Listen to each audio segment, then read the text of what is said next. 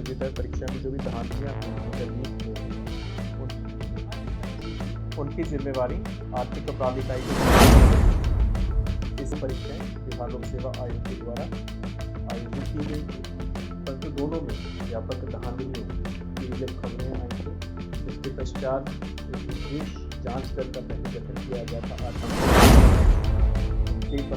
कर्मियों के इन्वॉल्व करके पेपर निकाले एक्टिव संलिप्तता से ये परीक्षाएं हैं। इन दोनों में और नवादा जिला से संबंधित है और इसमें अभी तक कुल मिला के 35 अभियुक्तों को गिरफ्तार करके न्यायिक हिरासत में उसकी शर्तों का व्यापक उल्लंघन। पहली शर्त ये थी कि जितने भी बायोमेट्रिक कर्मी उनका प्रॉपर बैकग्राउंड चेक करके ही उसको नियोजित किया जाए, क्योंकि जो क्रिमिनल हिस्ट्री है इसका उल्लंघन हुआ। उसका उदाहरण ये है जो मुंगेर मुफस्सिल थाना में उनके 2 सिटी कोऑर्डिनेटर्स पकड़े गए, यानी सुपरवाइजर जो सुपरवाइजर भी थे वो पूर्व में गर्दनीबाग में जो सिपाही भर्ती की परीक्षा फिजिकल एग्जामिनेशन की तरफ। देखिए, बीपीएससी में जिस तरीके से धांधली का मामला सामने आया था, लगातार पेपर लीक होती थी, स्कॉलर बैठते थे, सॉल्वर गैंग की गिरफ्तारी होती थी और बड़ा एग्ज़ाम जो है वो हैक कर लिया जाता था। इस मामले में आर्थिक अपराध इकाई के पास केस जाती है। आर्थिक अपराध इकाई जांच एजेंसी बैठाती है, तमाम पहलुओं पर जांच की जाती है, एफआईआर की जाती है। आपको बता दें कि ईओयू के आईजी मानवजीत सिंह ढिल्लों ने बड़ा खुलासा किया। उन्होंने कहा है कि बायोमेट्रिक और जैमर एजेंसी जो होते हैं उनके कर्मियों के द्वारा यह किया गया था। 18 मामले दर्ज किए गए थे, 37 लोगों की इसमें गिरफ्तारी हुई। तमाम पहलुओं पर ईओयू ने बड़ा खुलासा किया है। क्या कुछ बता रहे हैं, जरा वो सुनिए।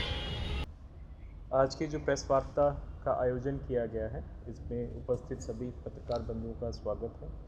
आज की प्रेस वार्ता में हम लोग जो विगत 2 माह में जो पिछली प्रेस वार्ता हुई तो उसके पश्चात आर्थिक अपराध इकाई के द्वारा क्या क्या कार्य किए गए हैं, क्या क्या हमारी उपलब्धियां रही हैं और निकट भविष्य में हम नए क्या नवाचार, नए क्या पहले करने के लिए जा रहे हैं, उसके संबंध में हम आपको जानकारी देंगे। सबसे पहले आपको जानकारी हम लोग देंगे जो बिहार लोक सेवा आयोग की 2 परीक्षाएं जिनका अनुसंधान की जिम्मेवारी आर्थिक अपराध इकाई को दी गई है, क्योंकि आप लोग सभी अवगत हैं कि विगत कुछ वर्षों से जो आयोगों के द्वारा विभिन्न प्रतियोगिता परीक्षा में जो भी धांधलियाँ हुई हैं, जो लीक हुए हैं, उनकी जिम्मेवारी आर्थिक अपराध इकाई को दी जाती रही है। इसी क्रम में बिहार लोक सेवा आयोग के द्वारा मार्च में 2 परीक्षाओं का आयोजन किया गया था। सबसे पहले सहायक शिक्षा विकास पदाधिकारी एएडीओ परीक्षा, ये दिनांक 14 से लेकर 21 तक आयोजित की गई थी और उसके बाद 24 को सहायक अपशिष्ट प्रबंधन एवं लोक स्वास्थ्य पदाधिकारी, ये 2 परीक्षाएं बिहार लोक सेवा आयोग के द्वारा आयोजित की गई थी, परंतु दोनों में व्यापक धांधलियों की जब खबरें आई थी तो उसके पश्चात एक विशेष जांच दल का पहले गठन किया गया था आर्थिक अपराध इकाई में और ये दोनों परीक्षाएं रद्द भी हुई। ये जो 2 परीक्षाएं हैं इसमें जो अभी तक का अनुसंधान है इसमें एक नई अपराध शैली हम लोगों के समक्ष आई है। जो पहले की परीक्षाएं थी उसमें हम लोगों ने देखा था कि ज़्यादातर जो लॉजिस्टिक्स के चेन होते हैं, जैसे प्रिंटिंग प्रेस, हमारे सिपाही भर्ती वाली परीक्षा में वहाँ के कर्मी इन्वॉल्व थे, वो परीक्षा माफियाओं के साथ मिले हुए थे। कुछ परीक्षाओं में इन्होंने जो ट्रांसपोर्ट कंपनियां थीं उनके कर्मियों को इन्वॉल्व करके पेपर निकाले थे। इसमें एक नई अपराध शैली के माध्यम से धांधलियों को अंजाम दिया गया। इसमें जो बायोमेट्रिक कंपनी जिसके साथ बिहार लोक सेवा आयोग का इकरारनामा हुआ था बायोमेट्रिक वेरिफिकेशन के लिए, और इन दोनों परीक्षाओं में एक ही बायोमेट्रिक कंपनी थी, Messrs Sai educare private limited करके, जो कि जयपुर राजस्थान बेस्ड है। इसके निचले कर्मियों के नहीं बल्कि बहुत ऊपर तक जो इनके ज़िला कोऑर्डिनेटर थे, इनके जो ज़िला सुपरवाइज़र थे, उनकी एक्टिव संलिप्तता से ये जो परीक्षाएं हैं इन दोनों में धांधली हुई। इस क्रम में पहले तो एक केस दर्ज हुआ था मुंगेर में, उसके बाद जैसे जैसे परीक्षाएं आगे बढ़ी तो कुल 8 केस दर्ज हुए, जिसमें से 5 केसेस का अनुसंधान आर्थिक अपराध इकाई के द्वारा एएडीओ परीक्षा में और जो अपशिष्ट प्रबंधन की परीक्षा है, इसमें एक केस का अनुसंधान, उसमें एक ही केस प्रतिवेदित हुआ है श्री कृष्णपुरी थाना में, जिसका हम लोग अनुसंधान कर रहे हैं।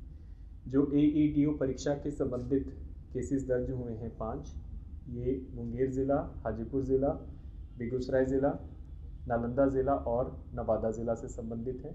और इसमें अभी तक कुल मिला के 35 अभियुक्तों को गिरफ्तार करके न्यायिक हिरासत में भेजा गया है। और जो सहायक लोक स्वास्थ्य एवं अपशिष्ट प्रबंधन की परीक्षा जो केस हुआ था श्री कृष्णपुरी थाना में, उसमें 2 अभियुक्तों को अभी तक गिरफ्तार करके जेल भेजा गया है। इसमें जो अपराध शैली ये रही कि जो Messrs Sai educare private limited के साथ इकरारनामा हुआ था, उसकी शर्तों का व्यापक उल्लंघन हुआ।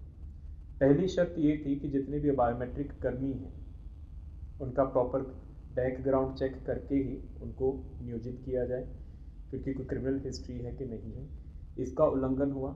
उसका उदाहरण ये है कि जो मुंगेर मुफस्सिल थाना में इनके 2 सिटी कोऑर्डिनेटर्स पकड़े गए, सेंटर सुपरवाइजर जो आगे सुपरवाइजर्स भी थे, वो पूर्व में गर्दनीबाग में जो सिपाही भर्ती की परीक्षा के फिजिकल एग्जामिनेशन के क्रम में जो स्कॉलर्स पकड़े गए थे और जो फर्जी दौड़ाक पकड़े गए थे, उनमें वो नेम्ड एक्यूज थे और उनमें से एक के ऊपर गिरफ्तारी भी हुई थी। इसकी जांच अवश्य करनी चाहिए थी कंपनी के द्वारा, उनके द्वारा नहीं की गई। इकरारनामा में जो कंपनी के साथ हुआ था उसमें रैंडमाइजेशन का प्रावधान था।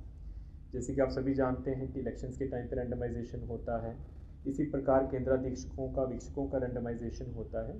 तो इसमें भी यही था कि जो भी कंपनी के द्वारा कर्मियों को नियोजित किया जाएगा उनको रैंडमाइज किया जाएगा, ताकि लास्ट मोमेंट पे कौन कर्मी किस परीक्षा केंद्र पे जा रहा है इसकी जानकारी उनको पूर्व में ना हो, वो किसी के साथ संपर्क ना कर पाए। लेकिन इसके बावजूद भी उस प्रावधान का कंपनी के द्वारा इसका अनुपालन नहीं किया गया है और ना ही जो आयोग के संबंधित पदाधिकारी हैं उनके द्वारा इसको संज्ञान में लिया गया, इसको ओवरसाइट इसमें हुआ, जिसकी वजह से लास्ट मोमेंट पे जो लिस्ट कंपनी के द्वारा आयोग को उपलब्ध करवाई गई और ज़िला के परीक्षा कंट्रोल को उपलब्ध करवाई गई, उससे हटकर ऐसे लोग परीक्षा आई कार्ड लेकर बायोमेट्रिक ऑपरेटर बन के परीक्षा केंद्रों में सफलतापूर्वक अंदर जा पाए, जिनके पास लास्ट मोमेंट पे ऑथराइजेशन सो कॉल्ड कंपनी के द्वारा किया गया था, बट कंपनी को भी इसकी जानकारी नहीं थी। जो वास्तव में रैंडमाइजेशन की लिस्ट में जो कर्मी थे उनको प्रलोभन दिया गया या फिर उनको हटा दिया गया और उनकी जगह पे परीक्षा से कुछ घंटे पूर्व आई कार्ड निर्गत करके ऐसे व्यक्तियों को बायोमेट्रिक ऑपरेटर बना के परीक्षा केंद्रों में भेजा गया, जो कि परीक्षा माफियाओं के साथ लगातार संपर्क में थे, संलिप्तता उनके प्रकाश में थी। तीसरा, जो बिहार लोक सेवा आयोग का एग्रीमेंट हुआ मैसर्स साई एजुकेयर के साथ, उसमें ये एक क्लॉज था, प्रावधान था कि जो भी कर्मी बायोमेट्रिक या जैमर का काम करेंगे, जैमर की कंपनी अलग थी, मैसर्स ECI लिमिटेड थी, उनको ये डिक्लेयर करना था कि कोई भी कर्मी या उनका निकटतम संबंधी जो है वो इस परीक्षा में खुद कैंडिडेट नहीं है। ये इकरारनामा की शर्त थी। उसके बावजूद भी जो हमने 35 अभियुक्त पकड़े हैं, इनमें से लगभग, अगर परीक्षार्थियों को छोड़ दें, जो बाकी अभियुक्त हैं, जो इनके सिटी कोऑर्डिनेटर्स हैं, जो बायोमेट्रिक ऑपरेटर हैं, लगभग 80% लोग खुद इस परीक्षा के परीक्षार्थी थे, क्योंकि ये परीक्षा 1 सप्ताह तक चलनी थी। किसी न किसी केंद्र में वो स्वयं परीक्षार्थी थे, तो इसका व्यापक उल्लंघन हुआ। इसका किसी ने संज्ञान नहीं लिया, इसको चेक नहीं किया गया। उसके बावजूद इस परीक्षा में बहुत से ऐसे रेड फ्लैग्स थे जिसको अगर टाइम पे संज्ञान में लिया जाता तो करेक्टिव एक्शन लिया जा सकता था। जैसे कि ये परीक्षा 14 तारीख को शुरू हुई, पहला केस 13 तारीख को ही मुंगेर ज़िला में रात को प्रतिवेदित हो गया था, जिसमें पता चल गया था कि बायोमेट्रिक कर्मी इसमें इन्वॉल्व हैं और जो संदिग्ध लोग हैं उनको बायोमेट्रिक ऑपरेटर के रूप में घुसाया जा रहा है। इसी प्रकार 14 तारीख को नालंदा ज़िला में एक कॉलेज है, SPM कॉलेज, वहाँ पे जो केंद्राधीक्षक हैं, जो वीक्षक हैं, उनकी सतर्कता से उन्होंने वहाँ के सुपरवाइज़र को, बायोमेट्रिक सुपरवाइज़र जिसका नाम चंदन कुमार था, उसको देखा कि वो सभी SOPs के विपरीत कभी किसी कमरे में जा रहा है, कुछ कर रहा है, तो उसको रिपोर्ट करके निष्कासित किया गया। इसकी जानकारी कंट्रोल को दी गई, कंपनी को दी गई। उसके बावजूद पुनः वही सुपरवाइज़र बन के, जबकि उसको निष्कासित कर दिया गया था, 17 तारीख को फिर सुपरवाइज़र बना के किसी और की जगह पे, असली सुपरवाइज़र भी वहाँ पे गया, उसने एंट्री करवाई और उसको फिर सुपरवाइज़र बनाया गया नालंदा के PL साहू +2 इंटर विद्यालय में, जहाँ पर उसने कैंडिडेट को जाके उत्तर कुंजी दी। तो ये सब मामले अभी तक के अनुसंधान में प्रकाश में आए हैं।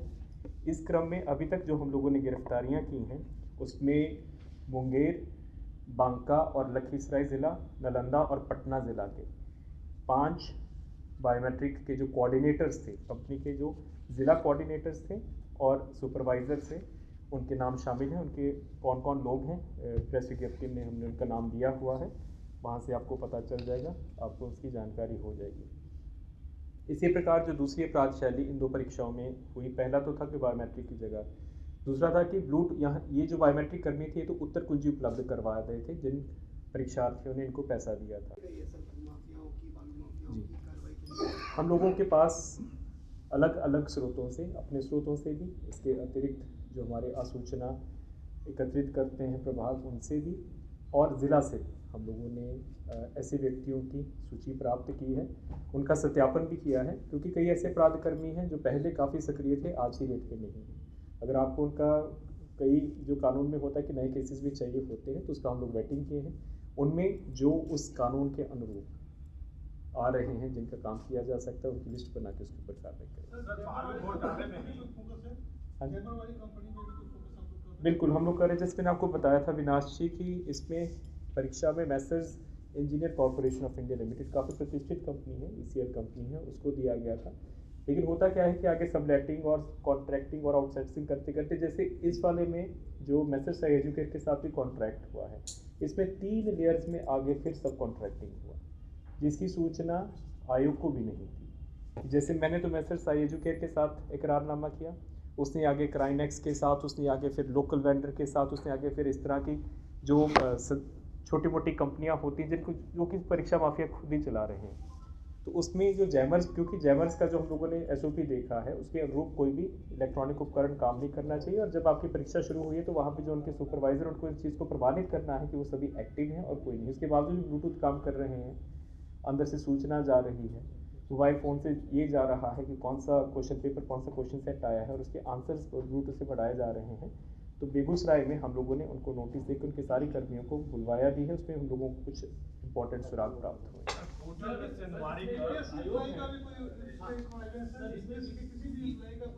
ये अभी अनुसंधान का पार्ट है, क्योंकि अभी हम लोगों को जो शुरुआत की है, हम लोगों ने कंपनी से शुरुआत की है। इनका नियंत्रण किनके पास था, इनके अगर त्रुटियां थी तो रिपोर्टिंग किसको करनी थी, इनकी ओवरसाइट किनके पास थी, वो सारी सूचना हम लोग प्राप्त करेंगे और फिर साक्ष्य समझ कार्रवाई करेंगे। नहीं, अभी तक नहीं, अभी हम लोग कंपनी के ऊपर फोकस कर रहे हैं। जी निश्चित रूप से की जाएगी, पहले भी कार्रवाई हुई है ऑफिसर्स के ऊपर। सर, बालू घोटाले में ही पोर्टल में से अनुमानित कर तकरीबन 100 करोड़ से ऊपर का कोई मामला आया क्या, उसकी जांच? जी बिल्कुल, ये दर्ज किए गए हैं, उसमें क्या क्या है?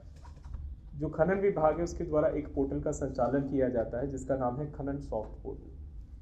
खनन सॉफ्ट पोर्टल में जो के अनुज्ञप्तिधारी हैं, के अनुज्ञप्तिधारी यानी कि वो व्यक्ति जिनको विभाग के द्वारा बालू भंडारण की अनुमति दी गई है और वहाँ से वो वितरण करते हैं और आगे वो उसको सेल करते हैं, तो ये पोर्टल उनको फैसिलिटेट करने के लिए बनाया गया है। इसको NIC के द्वारा बनाया गया था। आपको सभी को जानकारी होगी कि विगत वर्ष हम लोगों ने एक व्यापक अभियान चलाया था, जो कि इस साल भी हम लोग चलाएंगे। अभी 15 जून से जो फ्लड सीज़न है उसके बाद आपका जो पूरा माइनिंग की एक्टिविटी है, इंक्लूडिंग जिनके पास लाइसेंसेस, वो बंद हो जाते हैं। तो उसके बाद हम लोगों के लिए आसानी हो जाती है पता करने के लिए कि भंडारण कहाँ पे हो रहा है। तो लास्ट ईयर हम लोगों ने लगभग 11 लाख घन फीट अवैध बालू और उसको हम लोगों ने किया था और उसमें बहुत से के लाइसेंस धारियों की भी स्लिपता प्रकाश में आई थी। इसके बाद जब हम लोग उसका ऑडिट कर रहे थे तो ये पता चल रहा था कि बहुत से जो लाइसेंस धारी हैं, अगर उनके पास जब हम लोगों ने सत्यापन करवाया था तो मान लीजिए कि 50,000 क्यूबिक फीट की भंडारण की अनुमति है, लेकिन वो जस्टिफाई कर रहे थे क्योंकि उनके पास तो ज़्यादा मिला था कि 1 लाख घन फीट है मान लीजिए, तो बाकी 50,000 कहाँ से आए। तो इसमें ये जो खनन सॉफ्ट पोर्टल है, एक पोर्टल था जिसमें प्रावधानित किया गया था कि लीगल सोर्सेज से, चाहे वो स्टेट के अंदर हैं चाहे वो स्टेट के बाहर हैं, यदि आप बालू को मंगवाते हैं तो लीगल सोर्सेज से अगर आप उसका चालान प्रस्तुत करते हैं तो आप स्वयं उस पोर्टल में जाकर जो कैपिंग है, यानी कि जो ऊपर की कैपिंग की क्षमता है, आप उसको चेंज कर सकते हैं, लेकिन उसका एक OTP जो मिनरल MDO है, यानी कि डिस्ट्रिक्ट माइनिंग ऑफिसर, उसको आएगा, उनको भी जानकारी होगी। लेकिन लीगल सोर्सेज से जब हम लोगों को इसकी सूचना प्राप्त होनी शुरू हुई कि इसमें OTPs नहीं आ रहे हैं, कोई गड़बड़ी है, तो एक जांच दल का गठन हुआ। फिर हम लोगों ने विभाग से संपर्क किया, उन्होंने टेक्निकल ऑडिट किया, तो पता चला कि इसमें पोर्टल में ही एक सेंधमारी हुई है, गड़बड़ी हुई है। उसमें क्या हो रहा था कि जो के अनुज्ञप्तिधारी हैं वो कैपिंग बढ़ा रहे थे और उसमें शो कर रहे थे कि हम लोग शो तो कर रहे थे कि हम लोगों ने लीगल सोर्सेज से लिया, लेकिन उसका कोई भी जो डॉक्यूमेंट्स थे वो फर्जी थे। सिर्फ एक उदाहरण देता हूँ, आप सभी अवगत हैं कि अरवल जिला में कोई रेल हेड नहीं है, कोई रेलवे स्टेशन नहीं है, लेकिन वहाँ की अनुज्ञप्तिधारी ये पोर्टल पे दिखा रहे थे कि रेलवे रैक्स से हम लोगों ने अन्य राज्यों से बालों को मंगवाया। जब उसका जांच हुआ तो पूरे राज्य भर में 61 FIR दर्ज हुए, जिसमें सबसे इम्पॉर्टेंट FIR, क्योंकि ये जो उसका करंट सॉफ्ट पोर्टल है उसके नेटवर्क आर्किटेक्चर के साथ ही छेड़छाड़ हुई थी, पटना साइबर थाना में दर्ज हुआ था, उसका हम लोगों ने अनुसंधान टेक ओवर किया है। अभी तक का जो गणना है लगभग 150 करोड़ रुपए का राजस्व की क्षति है, जिसमें उनको शमन का नोटिस भी हुआ है। इसमें 100 जो के अनुज्ञप्तिधारी हैं उनके ऊपर FIR हुआ है। इसमें अभी हम लोग टेक्निकल ऑडिट करवा रहे हैं, उसमें सारा पता चलेगा, क्योंकि सारे हम लोग जो लॉगिन रिकॉर्ड्स उसको प्राप्त कर रहे हैं, किस किस ने लॉगिन किया। और इसमें प्रथम दृष्टया जो कर्मी थे जो पोर्टल को जिन्होंने डिज़ाइन किया था, उसमें जो पैच जनरेशन यानी कि इम्प्रूवमेंट्स की थी या चेंजेस की थी, उनकी संलिप्तता 100% है। उनकी जानकारी हम लोगों ने विभाग से ली है। और लेकिन अभी टेक्निकल ऑडिट जो हो रहा है, क्योंकि ये वही प्रूव करेगा, उसकी रिपोर्ट अभी प्रतीक्षी है। जैसे वो रिपोर्ट हमारे पास आ जाएगी तो किस टाइम पे कौन लॉगिन कर रहा था, वो लॉगिन IDs किसके पास थी, उसको वैलिडेट किससे करना, तो वो पूरी जानकारी हमारे पास आ जाएगी, तो आगे की कार्रवाई करेंगे। लेकिन तब तक जो बाकी 61 FIRs हुए हैं, ज़िला में हुए हैं, उसको हम लोगों ने सभी का रिव्यू करके परामर्श पत्र दिया है। उसमें बहुत से लोगों ने बेल कराए हैं, लेकिन अभी हाईकोर्ट ने कुछ मामलों में स्टे ऑर्डर दिया है, क्योंकि अभी टेक्निकल ऑडिट की रिपोर्ट नहीं, अरेस्टिंग नहीं हुई, क्योंकि अभी टेक्निकल ऑडिट की रिपोर्ट नहीं आई है। टेक्निकल ऑडिट की रिपोर्ट आपको बताई, क्योंकि ये तो पूरा ये जो पोर्टल है उसमें चेंजेस हुआ। अब किसने लॉगिन किया, किसकी लॉगिन ID थी, ये सारा उसमें आएगा। इसमें अभी जो बनाया गया है अभियुक्तों को, वो के अनुज्ञप्तिधारियों को बनाया गया है। कुछ के अनुज्ञप्तिधारियों के द्वारा ये अपना डिफेंस दिया गया है कि हमारी जानकारी के बिना हुआ है, हालांकि हम उसको अभी नहीं मान रहे हैं। इससे जब टेक्निकल ऑडिट की रिपोर्ट आ जाएगी तो खुद अपने आप पता चल जाएगा कि उसमें सारा डिवाइस का लॉगिन रिकॉर्ड आ जाता है, किस डिवाइस से हुआ, कहाँ से हुआ। जैसे वो आ जाएगी तो सारा मामला खुल जाएगा। टेक्निकल ऑडिट एक्चुअली काफ़ी विस्तृत प्रक्रिया है। ये केस अक्टूबर में हुआ था, हम लोगों ने इसको टेक ओवर किया था, नवंबर के लास्ट में किया था। और इसमें क्योंकि बहुत कम ऐसी एजेंसियाँ हैं जो टेक्निकल ऑडिट कर पाती हैं, ठीक है, वो मीटिंग। और उसमें दूसरा ये है, एक उसमें कंडीशन है कि जो ministry of electronics and information technology, उनके द्वारा वो एम्पैनल्ड होनी चाहिए। तो इसमें 2 प्रकार टेक्निकल ऑडिट हो रहे हैं। विभाग अपने स्तर से वेल्ट्रॉन से करवा रहा है, जो कि लगभग 2 महीने से चल रहा है, उसमें अभी तक रिपोर्ट नहीं आई है। और हम लोग भी बेटी इम्पैनल्ड एजेंसी, जिसका भी हम नाम नहीं बताएंगे ताकि कोई उनको अप्रोच नहीं करे, उनके माध्यम से टेक्निकल ऑडिट करवा रहे हैं। लेकिन इसमें समय लगेगा, लेकिन जल्दी हो जाएगा। जैसे ही हो जाएगा तो सारा इसका जो मॉडस ऑपरेंडी है वो खुल जाएगा। गोल, जहां 28 वर्षों के सफर में 18,000 से भी अधिक छात्रों ने डॉक्टर एवं इंजीनियर बनकर सफलता की ऊंची उड़ान भरे है, जहां साधारण छात्र भी बिहार एवं झारखंड टॉपर बनकर बड़ा इतिहास बना रहे हैं। दूरदर्शी शिक्षाविद श्री विपिन सिंह के मार्गदर्शन में मेडिकल एवं इंजीनियरिंग के लाखों छात्रों के लिए आशा की किरण के रूप में गोल, द रिजल्ट फैक्ट्री